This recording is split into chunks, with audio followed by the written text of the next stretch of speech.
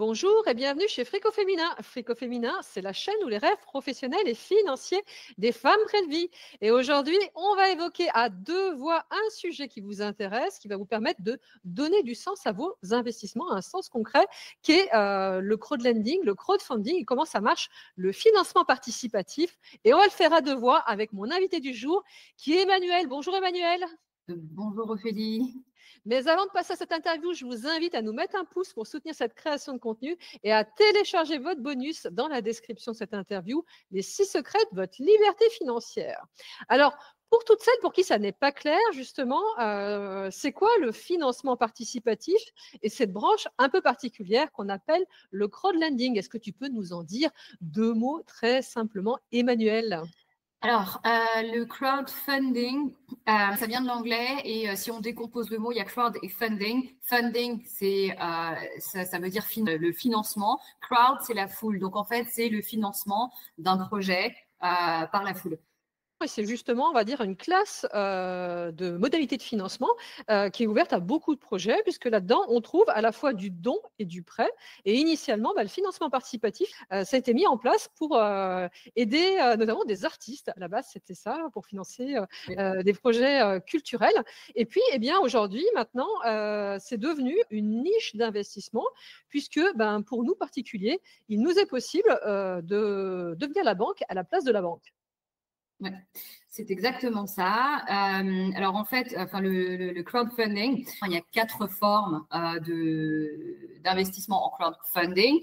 C'est-à-dire, tu as le don, tu as ce qu'on appelle le crowd sponsoring. En fait, tu sais, c'est tu sponsorises. Là, par exemple, tu vois, je sais pas moi, un artiste, un écrivain, et puis tu vas attendre en retour une récompense symbolique. Sinon, tu as le equity crowdfunding, c'est quand tu prends des parts dans une entreprise, et quand les entreprises lèvent des fonds, justement, tu vois, pour financer un projet ou alors son lancement. Et puis, plus précisément, et ça, c'est le sujet que je traite en particulier, c'est le crowdlending.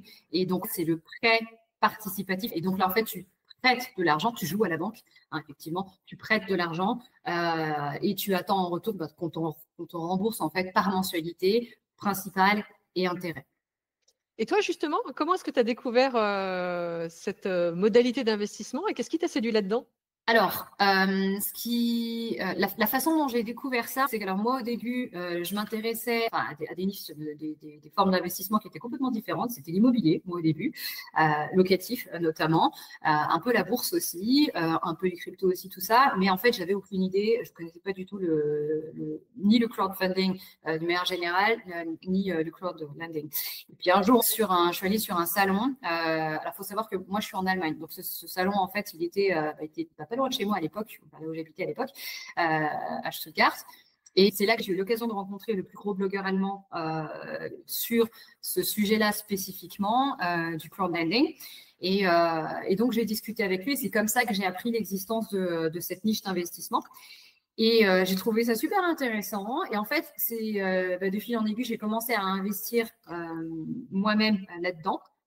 Et c'est comme ça que je trouvais ça super bien. Les choses qui m'ont le plus attiré là-dedans, je pense que c'est la simplicité du modèle économique. C'est une classe d'actifs qui est relativement facile à comprendre. Et on peut y aller sans trop se mouiller, c'est-à-dire que tu vois, à l'inverse par exemple d'un investissement locatif en immobilier, pardon, tu vas pas te marier entre guillemets avec la banque ou quoi, tu vois, c'est-à-dire que tu peux y accéder à ces investissements-là avec avec un capital très réduit, mais vraiment très réduit, c'est-à-dire qu'en fait souvent à partir de 10 euros, tu peux déjà commencer à investir, parfois même à partir de 1 euro, parfois même à partir de 0, tu vois, c'est-à-dire que tu ouvres un compte et puis il est crédité, tu peux, avec un peu d'argent, tu peux commencer déjà à regarder comment ça se passe. Donc ça, je pense que c'est les 2 premières choses qui m'ont attirée, donc la simplicité et l'accessibilité. Et puis, il y a aussi en fait la rentabilité attendue, tu vois, parce que le rendement que tu peux avoir là-dessus, il va être alors, classique, 10%, 12%, tu vois. Bon, après, c'est brut, attention, il faut encore compter les impôts derrière, mais ça a très vite suscité mon intérêt. Oui, et puis autre avantage que je vois et que pas mal de personnes apprécient, c'est la traçabilité de l'argent et le fait que ça aille sur des projets concrets, puisqu'il y a beaucoup de personnes qui aujourd'hui déplorent le fait qu'elles ne savent pas où va leur argent. C'est exact. Ouais, alors ça, effectivement, c'est quelque chose qui a de plus en plus d'importance chez les investisseurs, je veux dire. Et effectivement, là, tu sais dans quoi tu vas investir. Tu peux choisir aussi le type de projet que tu veux financer. Ça peut être, ça peut être des énergies renouvelables, des financements en électricité pour des entreprises dans une région du monde, pardon, particulière. Tu peux choisir où tu vas investir, tu vois.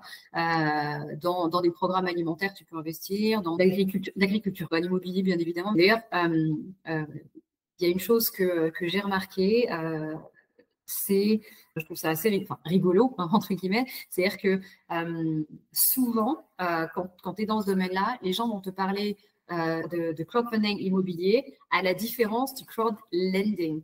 Donc, tu l'expliquais, en fait, aujourd'hui, du crowdlending, il y en a sur quasiment tous les secteurs d'activité. Donc, vous pouvez trouver justement une plateforme. Donc, là, vous l'avez bien compris, en fait, c'est vous, quelque part, qui prêtez de l'argent à un projet en particulier. Et entre les deux, eh bien, il y a ce qu'on appelle une plateforme de financement participatif, qui est un organisme qui est agréé. Alors, en France, c'est par l'autorité des marchés financiers français, hein, parce que c'est une activité qui est très réglementée. Tout le monde ne peut pas se monter un organisme d'intermédiation comme ça. Et c'est vous qui choisissez de mettre de l'argent sur des projets qui font sens pour vous, qui vous sont présentés, sur lesquels vous avez une traçabilité et sur lesquels on vous explique le risque que vous prenez avec des analyses économiques. Et souvent, vous avez une cotation en fonction du projet, notamment en fonction du risque qui a été établi par des analystes sur le projet. Et l'idée, justement, si vous voulez vous prémunir, on va dire, du risque, c'est de mixer des projets un petit peu risqués avec des projets un petit peu moins risqués, puisque vous l'avez compris, vous voulez soutenir un projet en particulier. Donc, j'ai envie de dire, la limite du financement participatif, c'est que souvent, on investit dans un projet, et investir dans un projet, c'est plus risqué que d'investir dans un panier de projets. Donc, si vous voulez vous prémunir du risque, premier principe, la diversification. J'adhère complètement. C'est l'une des premières choses que je conseille en fait autour de moi quand on investit en crowd lending. Et je pense que de toute façon, ça vaut pour toutes les classes actives. Hein. Mais oui, quand on prend un exemple un petit peu concret, je dis n'importe quoi, elle est à 10 000 euros. Hein, tu l'as sur 3 projets différents. S'il y en a un, par exemple, qui fait défaut et qui n'arrive plus à rembourser tout de suite, c'est 33% de pertes que tu fais. Encore pire si tu mets les 10 000 euros sur un seul prêt, parce qu'il y a des gens qui font ça. Ils mettent les 10 000 euros sur un seul prêt, et si celui-là, il fait défaut, c'est 100% de perte que tu as. Alors que si les 10 000 euros, tu les auras répartis sur, je sais pas moi, 100 projets différents, et bien là, tout de suite, c'est pas du tout le même deal quand il y en a un ou deux, même, ou trois qui font défaut. Le pourcentage de perte, il est vachement réduit. Donc, sur cette classe d'actifs, le principe de la diversification est encore plus important parce que, voilà, comme vous rentrez sur un projet en particulier, eh bien, en fait, il peut se passer plein de choses. Ce n'est pas une question d'arnaque ou quoi que ce soit, mais c'est la vie des entreprises et c'est la vie des projets. Et tout projet ou toute entreprise va vivre des bons moments, des moments un petit peu plus difficiles parfois. Et vous ne pourrez jamais vous prémunir à 100% de tout ça. Ouais. Et puis, je pense que c'est important aussi de préciser que quand on parle de diversification, après, il faut le faire assez intelligemment, tu vois, dans le sens où, je sais pas moi, tu prends une plateforme qui propose plein de projets. Au hasard, hein, je vais dire un Axago parce que c'est un nom qui revient souvent, par exemple, ou Unity. Et là, tu vas mettre tes billes sur 100 projets différents. Sauf qu'en fait, si c'est tous, par exemple, le même porteur de projet, ou je sais pas moi, c'est dans la même région, ou c'est le même secteur, enfin voilà, en fait, ton exposition, elle est beaucoup plus importante que ce que tu penses qu'elle l'est vraiment. Tu vois, les plateformes françaises, elles sont très souvent orientées sur des projets franco-français, tu vois. Alors que si tu t'orientes vers des plateformes européennes, non françaises, tu vas être très vite diversifié dans plusieurs pays d'Europe et d'ailleurs du monde. Donc, on le disait, diversification en classe d'actifs, en secteur d'activité. Alors, vous le disiez, il y en a sur l'agriculture, sur l'économie, on va dire classique, hein, des petites entreprises industrielles, ainsi de suite. Vous pouvez rentrer pour financer l'épicerie au coin de chez vous, des sociétés d'énergie renouvelable. D'ailleurs, j'avais fait un sujet là-dessus avec un opérateur il n'y a pas très, très longtemps. Bah oui, l'immobilier. Alors oui, en France, on parle toujours d'immobilier. Et donc, on peut le faire sous forme de crowdlending et de financement participatif avec un tout petit ticket d'entrée. C'est une manière de faire de l'immobilier de manière assez simple et fluide. Et puis encore toute une palette d'activités, notamment du prêt aux particuliers aussi. C'est aussi possible de faire ça. Donc, vous pouvez choisir là-dedans ce que vous voulez. C'est important, on a dit diversifier en classe d'actifs, en secteur géographique, en nature d'investissement. Voilà. Et puis, c'est aussi important que vous preniez en conscience que l'argent est gelé pendant la période sur laquelle vous prêtez. Pardon. Il y a une chose qui est aussi intéressante à savoir à ce sujet-là, c'est que là, ça va dépendre d'une part des plateformes sur lesquelles on va investir et également sur le type de prêt dans lesquels on va investir. C'est-à-dire que, alors, quand on investit en immobilier, on s'engage souvent sur une période relativement longue. Parfois, ça va être 1 an, parfois, ça va être 5 ans. Tu vois, ça peut varier dans ces eaux-là. Et effectivement, l'argent, une fois que tu l'as déposé, tu peux pas le récupérer. Tu es obligé d'attendre la fin du terme, en fait, du contrat. Mais par contre, les plateformes européennes non françaises, elles, en fait, souvent, ce qu'elles proposent, c'est pas systématiquement le cas, mais assez souvent, c'est ce qu'on appelle un marché secondaire. C'est-à-dire que ce qu'elles vont faire, c'est elles vont te donner la possibilité de revendre tes prêts tout ou partie, de les proposer en fait à d'autres investisseurs utilisateurs de la plateforme qui ne trouveront par exemple pas quelque chose d'intéressant sur le marché primaire. Mais effectivement, quand on va chercher dans le domaine classique qui plaît au plus de monde, immobilier, énergie renouvelable, agriculture, c'est souvent beaucoup plus long terme. Oui, alors on est sur du 5 à 7 ans souvent sur les plateformes françaises, on va dire ça comme ça. Sachant que tu le disais, aujourd'hui, les taux sont très attractifs, notamment par exemple sur l'investissement sur des sociétés d'énergie renouvelable. On est sur un taux de casse qui est quasi nul avec des taux qui vont jusqu'à 9%, donc c'est plutôt sympa quoi, comme type d'investissement. Bien sûr, on parle de brut, on ne parle pas de net. En France, à partir du moment où vous récupérez des intérêts, vous êtes imposé à hauteur de ce qu'on appelle la flat tax, c'est-à-dire 30% des plus-values que vous dégagez. C'est le principe de l'investissement global. Et par contre, c'est vraiment un modèle de financement et d'investissement qui est en train de se développer en volume énormément ces dernières années, notamment parce que les gens en ont marre de passer par les banques. Ouais. Mais je pense que de toute façon, à l'avenir, tu vois, en l'occurrence, le crowdfunding, le crowdlending, c'est un secteur qui est en pleine mutation. Il y a notamment pas mal d'opérateurs bancaires classiques en France qui ont racheté les premières plateformes historiques. Donc voilà, c'est en train d'être intégré dans les outils de financement un peu classiques bancaires. Enfin, effectivement, moi, je m'attends à ce que là, dans les années qui viennent, on voit aussi pas mal de transformations à ce niveau-là. Ça renforcera un peu un cadre de réglementation qui sera bien pour rassurer, tu vois, les investisseurs. Et c'est notamment un modèle d'investissement qui intéresse beaucoup les femmes, puisque les femmes sont très, très soucieuses du sens qu'elles donnent à leur argent et de la traçabilité. Donc, on a une proportion d'investisseuses qui est plus importante sur le financement participatif que sur d'autres modèles d'investissement. Et du coup, Emmanuel, toi, tu testes tous ces systèmes et tu les décryptes pour des investisseurs ou des investisseuses potentielles. Et est-ce que tu nous partages tes bons conseils et tes retours d'expérience? Alors, le premier conseil que j'ai envie de donner, c'est de pas trop se mouiller tout de suite. En clair, commencer petit. Donc ça, c'est le premier message que j'ai envie de faire passer. L'autre chose que j'ai envie de dire, c'est quand tu t'intéresses à une plateforme, avant d'y aller, renseigne-toi un minimum. Tu vois, c'est pour éviter de dire un maximum, mais en vrai, j'ai envie de dire, c'est bien d'avoir plusieurs points de vue à ce sujet-là. De préférence aussi les plus neutres possibles. Aller regarder les avis sur Trustpilot, ça peut donner un bon indicateur du niveau de confiance, en fait, de fiabilité de la plateforme. L'autre conseil que j'ai envie de donner, c'est de chercher en premier lieu des plateformes faciles à appréhender. Quand tu débutes, tu vas être vite perdu là-dedans. Et puis, du coup, tu risques de te dire assez vite ah non, le crowdfunding, c'est pas pour moi, c'est trop compliqué.